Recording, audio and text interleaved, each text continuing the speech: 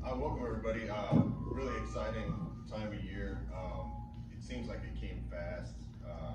We had a lot of work to put in from January until now, building a team, building camaraderie, building teammates, working on kids physically. Really want to thank Zach and Andrew and the boys for the work they've done to get the team looking like it does now. We look like a completely different team than we did in January. There's a lot of new faces, guys getting to know each other.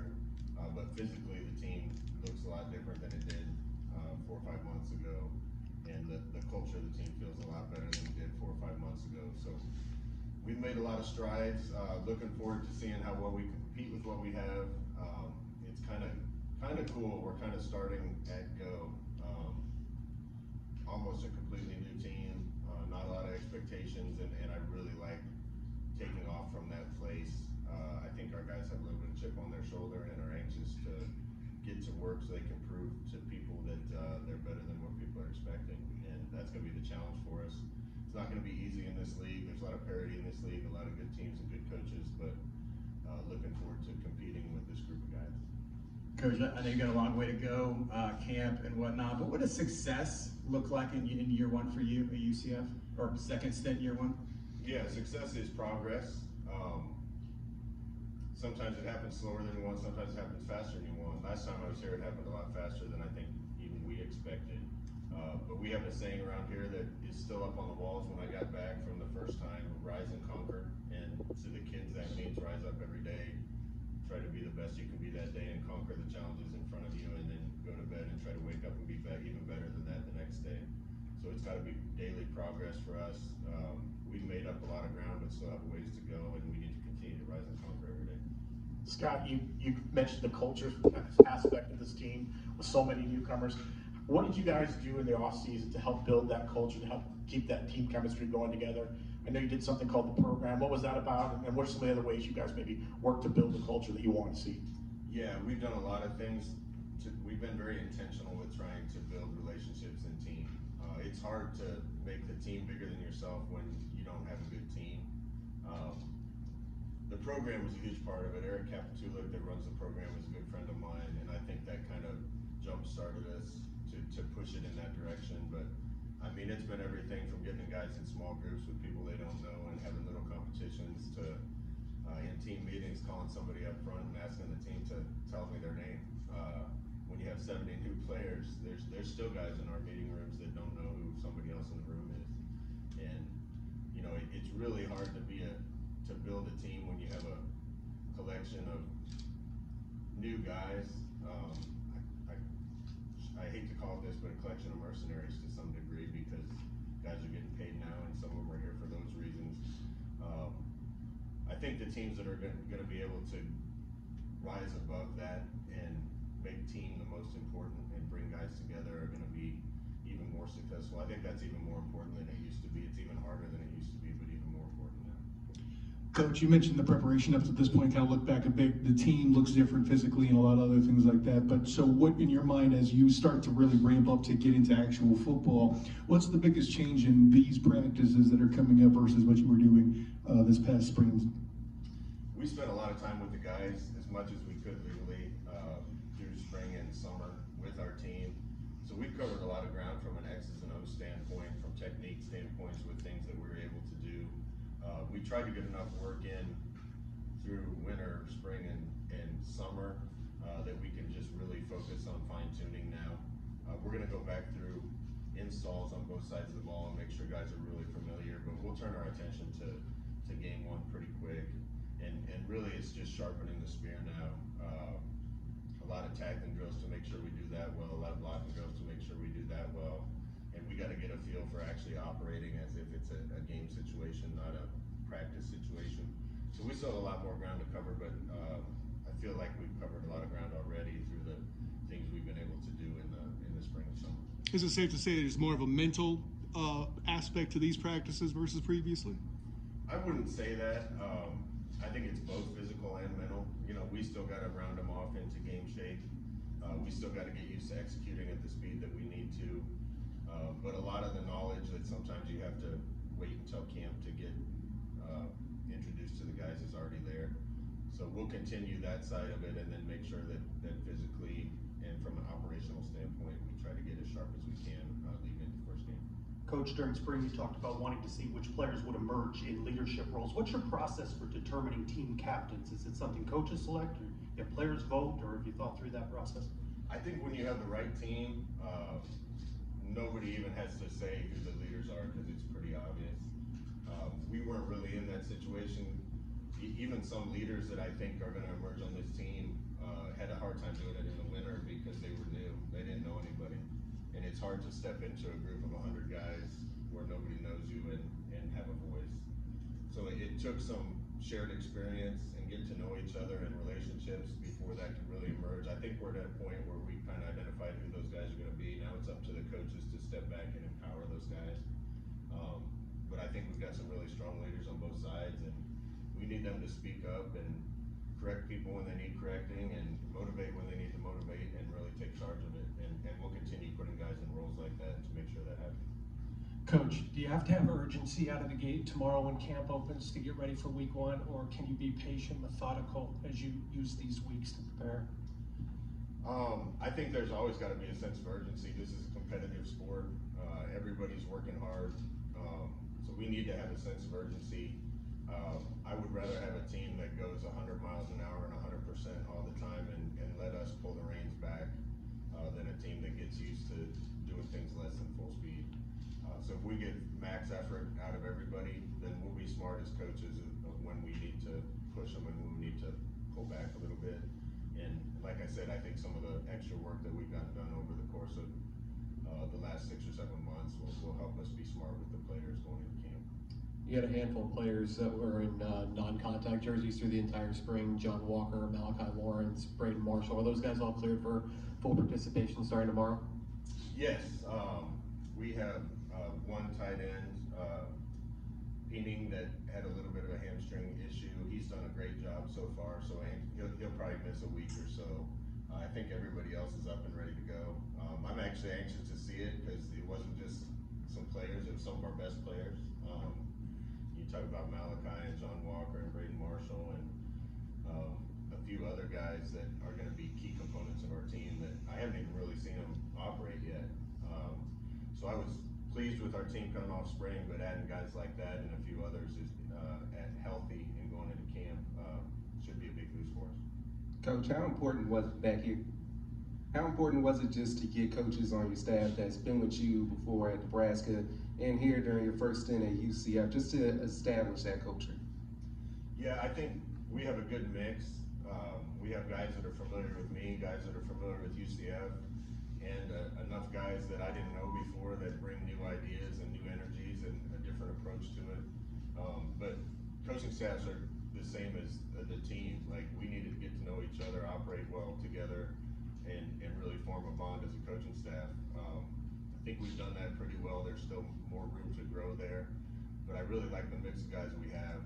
Starting with Coach Becton, he's kind of Mr. UCF. When I got here the first time in 2016, I bet I got 300 calls and texts to make sure to keep Coach Becton. I'm sure glad I did because he's as good a guy as I've been around, as good an all-around coach as I've been around, and he deeply cares about this place. So starting with him, we got a group of guys that some are really familiar with this, some are learning it. But anytime you get everybody with the same idea, I think you're kind of stuck in the mud too. So I think we got a good mix of guys that are familiar and guys that haven't been, and everybody's got to put egos aside and choose the best ideas that the group collectively can come up with. Coach, how are you feeling about the team's ability currently to compete in the Big 12 landscape? That's a tough question to answer. All I really know about the Big 12 is watching tape. But this is probably the 5th or 6th time I've been on a new team in a new league, and it's hard to know until you're out on the field with them. Said this a lot, I feel really good about the talent level on our team, but we're largely unproven. We don't have a lot of returning production. So it's really gonna be how fast these guys can operate at a level where they can compete in a game against good teams in the Big 12 and make plays. And we have guys with the ability to do that, but ability is different than being able to do it consistently. And we have some growing up to do and some maturing to do fast to make sure that the talent shines through and guys aren't just out there, they're out there able to make plays in a consistent manner. Coach, you've talked about progress. How much does your 2016 season sort of influence or inspire what you're looking to do in the year one of this stint in terms of that?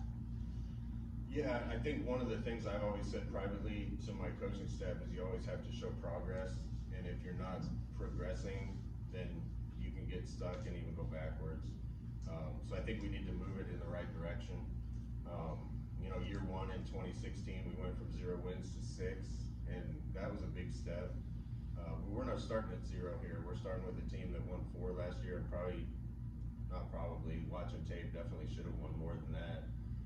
So I don't think we have as big a gap to close as we did back then. But it's also tougher to close that gap against teams like we're playing in the Big 12. So you definitely want to show progress. You know, like I said, I don't know the opponents very well. I haven't coached in this league, played in this league a long time ago, but haven't coached in it. So it's going to be fun to get out there, and we really won't know how we compare against those teams until we get on the field with them. Scott, it's been 3 years since you last coached in college. Do you feel like this season you have something to prove, not just maybe to people, but to yourself about it? I think in my bad times, I feel like I have something to prove, yes. But this isn't about me. You know, and one of my first messages to the team tonight will be, football's what we do, and I want to be elite at it and be the best that we can be at it and get better every day, but football's not life.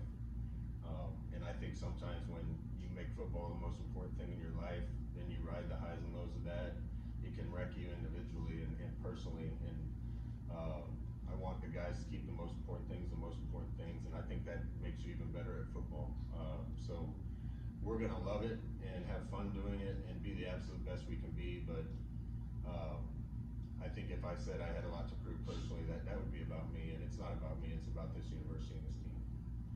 Coach, I know you don't have a lot of returning players from last year's roster, but of those returners, how would you evaluate their acclimation to the new cultural standard that you're trying to build, and are they breaking into leadership roles like you would maybe want to see? I think we're getting there. Like I said, the leaders are emerging. We need to empower them now. But I like where we are. You know, in 2016, we took over a team that hadn't won, but I looked around and saw Javius Pittman and the Griffin brothers and Wyatt and Aaron Evans and Richie Grant and Kyle Gibson, and you know, we had some players. They just needed to come together as a team and believe in something. I actually did a quote-unquote punishment run. So a couple of our players missed a couple things, and we haven't had hardly any of those, but it gave me time to spend around a couple guys, one of them that'll be a leader of our team, and his comment during that was, I asked him what was different, and he said, everybody's together now. And I hope that holds true, because I think there's enough talent here to really surprise some people if we come together as a football team.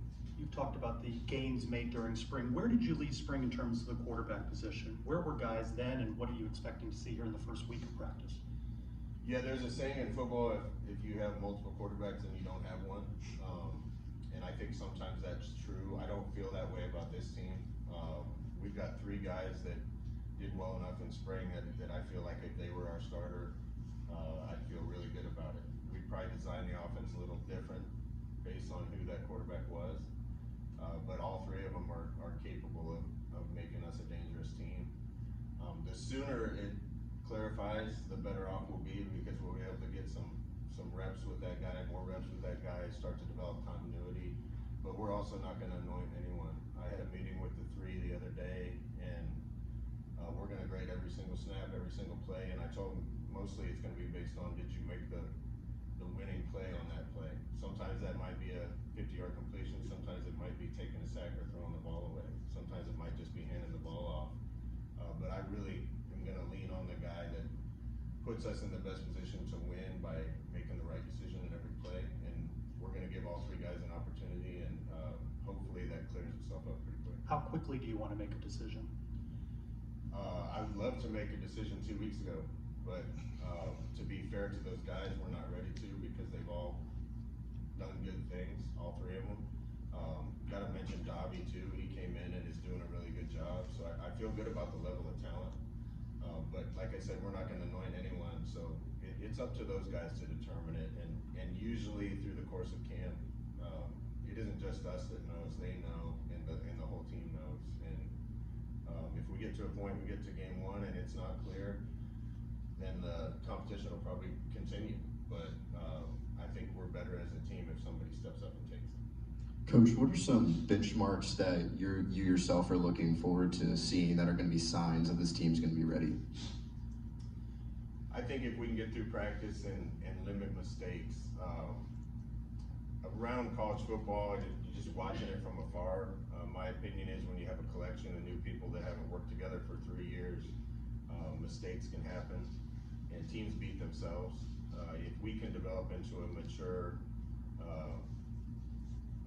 team that's disciplined and doesn't do the little things that beat ourselves, then we're going to be tough to beat.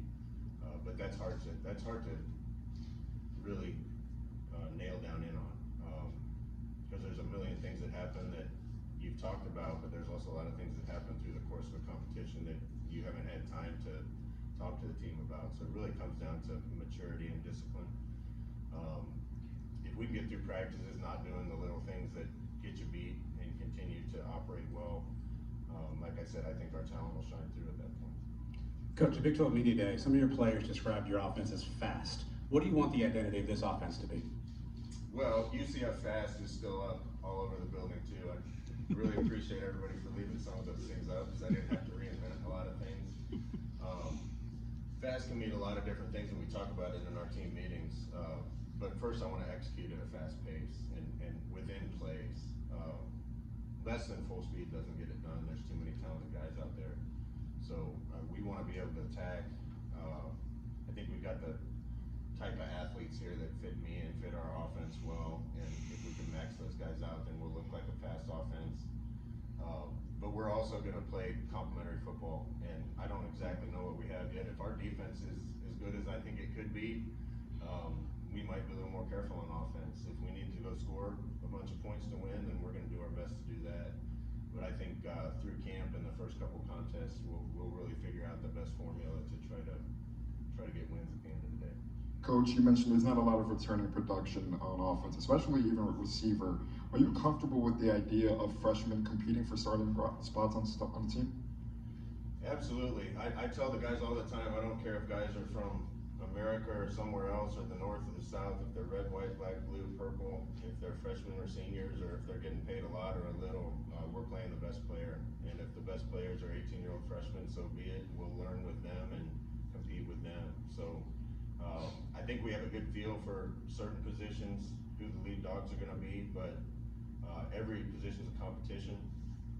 Receiver is kind of one I point to that's a microcosm of the whole team. I think we have a lot of talent at receiver. It's very unproven. We don't have a lot of returning production, but I know we have guys that can do it. And how quickly those guys go from talented players to good players is going to say a lot about how quickly we win. Compared to the spring, how do you evaluate the quarterbacks differently to make that decision, to get to that final answer, who's going to go out there against Jacksonville State?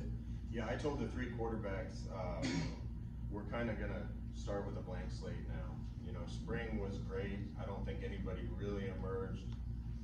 But through spring, they were learning. The whole team was learning. They would make a mistake because we hadn't coached it well enough. Somebody around them would make a mistake that would make their job harder. Now that everybody's familiar with what we're going to do, now's the right time to really evaluate it. And I think it's the most fair time to really evaluate it. So we're kind of starting with a blank slate, and like I said, we're going to give everybody a chance, not anoint anybody. Somebody's going to have to step up and take it, and we're going to give them opportunities to compete. Coach, when you were hired, you knew tomorrow was coming. Tomorrow, day one, the schedule, the minute by minute, everything. How long have you had that on paper? Not as long as you think. You know, I think as a coach, you have to plan and you have to be organized, but you also have to be light on your feet. And a lot of the decisions are based on how the team's feeling, how they're doing. There's going to be times when we have a couple guys with injuries and guys are run down and we're going to back off with the schedule. There's going to be other times we need to think we need to push through. In general, general, reinventing the wheel doesn't make a lot of sense. So we'll be on a very similar camp structure to what we were in 2017, with a few adjustments that we think will make us better. But I could probably recite the whole schedule to you tomorrow, but that's subject to change based on what the needs of the team are. We had a couple interesting tight end additions during the summer, guys who played basketball in their previous college careers. Debo Coleman, the other guy. Sorry. What stands out about those guys? Why did you welcome onto your team with limited football experience? We'll start with Debo. Heard nothing but good things about him as a person and a competitor. He wanted to give it a shot. He's actually got a lot of talent. He's just starting from quite a ways behind. I want good people first and foremost and high character guys. And if you give me that guy with talent, then it's our job as coaches to refine them and develop them into what we want. Debo's got a lot of those traits. So do a lot of the other guys that we've brought in. We're in the molding process right now with a lot of guys, and like I said about the team, it's just how quickly they figure it out and start operating at a winning level. Scott, you talked about starting with a clean slate, but how do you replace a guy like RJ Harvey, and what do you envision maybe that running backs room being, maybe not necessarily relying on one guy, but maybe a collective of everyone? Well, first of all, I've gotten to meet RJ a few times since I've been here. My son's name, Ashley and I had our RJ in 2017, so he's got the same name as my son, so my son likes him. But what a good guy. I think he landed in a really good spot, in a place where he's going to get an opportunity to compete and do well. So I'm excited for him. You don't really replace guys like that. What I am excited for is Miles Montgomery in particular has been in the shadow for quite a while, and he's a really good player.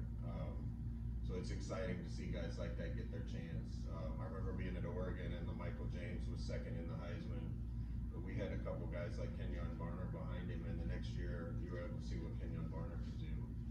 I'm hoping that same thing happens for Miles. Then we got Jaden Nixon and Stacey Gage and Swint behind them, and those guys really fit what I want to do offensively. So there's no replacing a guy like RJ, but I do feel really good about the guys that we have that are going to be toting the rock this year.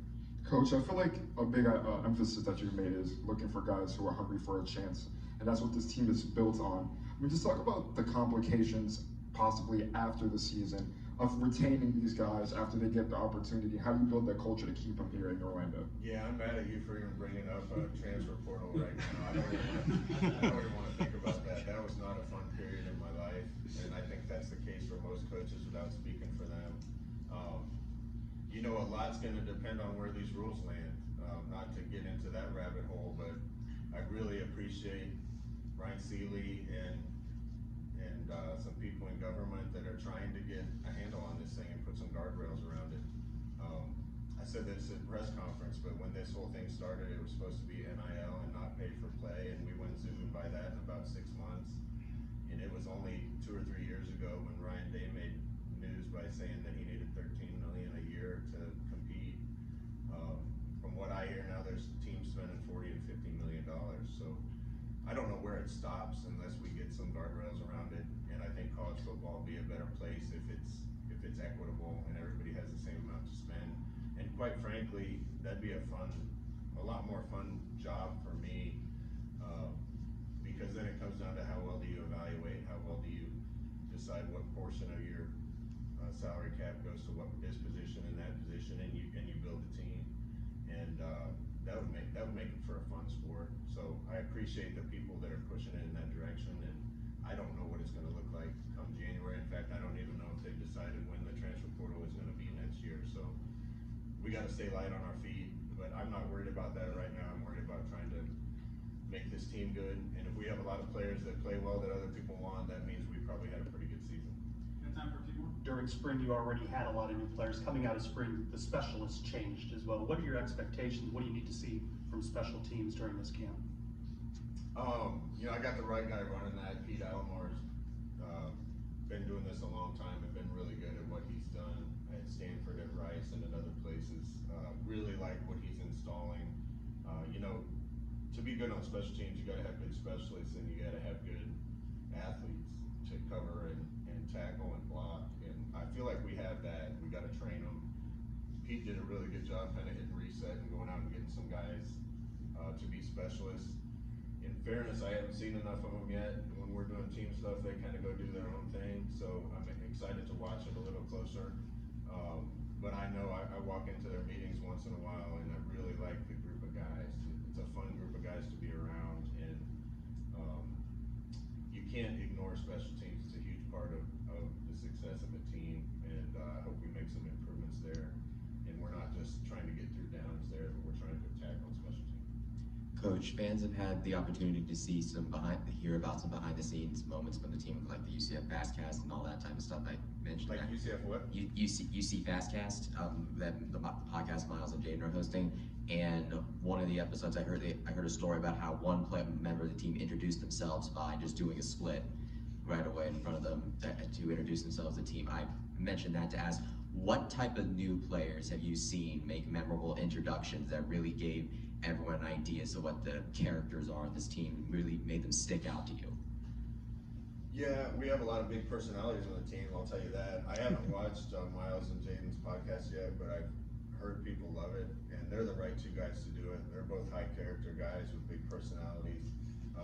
You're gonna have to ask me that question again in a few weeks, because during camp, we're gonna make anybody new to the program get up in front of the team and do something. That was Dalton Riggs, our deep snapper, that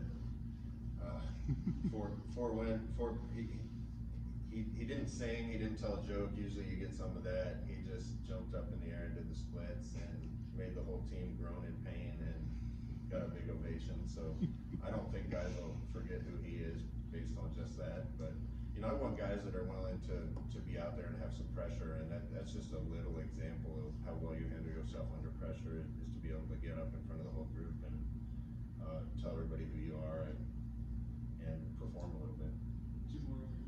Yeah, sorry to drag it back closer to the rabbit hole, but how are you personally trying to adapt and learn as all these changes continue to happen within the rev share NIL space?